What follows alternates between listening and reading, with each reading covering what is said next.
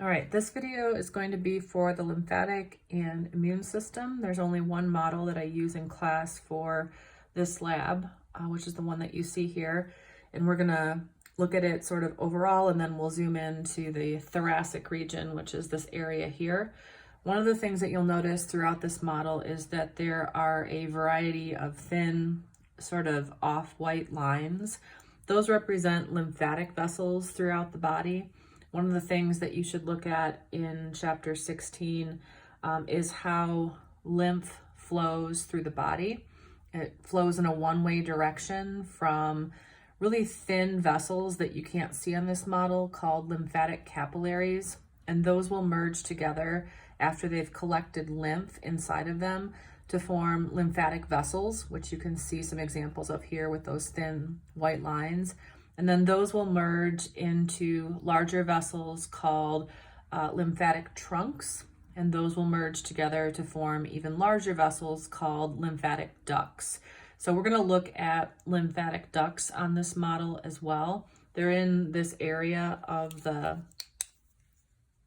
picture, and those lymphatic ducts are going to return lymph into the subclavian veins that are part of systemic circulation. And that's where lymph will become blood plasma again, and that fluid will get recycled. So another thing you'll notice on this picture is that there's a variety of small yellow sort of bean-shaped structures. And in some areas, they're sort of spread out, but in other areas, you'll find clusters. Those yellow structures are lymph nodes. So you'll notice that there are a few areas that we'll look at the clusters of lymph nodes. For example, in the cervical region, which is your neck, these we're going to call cervical lymph nodes. There are more detailed names for them, like superficial and deep cervical lymph nodes, but we're just going to call them cervical lymph nodes. So any of the cluster of yellow structures here are cervical lymph nodes. In the armpit region, they are called axillary lymph nodes. Again, that regional term axillary comes into play here. And then down in the groin region, we can see a cluster of inguinal lymph nodes. And just to be sure that I've enunciated that correctly, it is INGUINAL, inguinal lymph nodes. In this unit, we talk about the lingual tonsil, which is at the back of the tongue. And I want to be clear that inguinal, referring to the groin region, and lingual, referring to the tongue, are not the same things. All right, so you can also see some clusters of lymph nodes in the digestive system area here with the intestines. I don't tag those for the exam.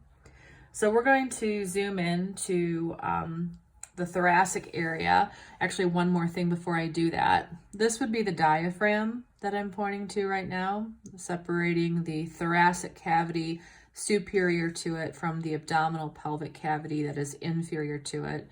This is the stomach, just for reference. And one of the lymphatic and immune system structures that you have to know potentially, they have it tucked into the left upper quadrant here.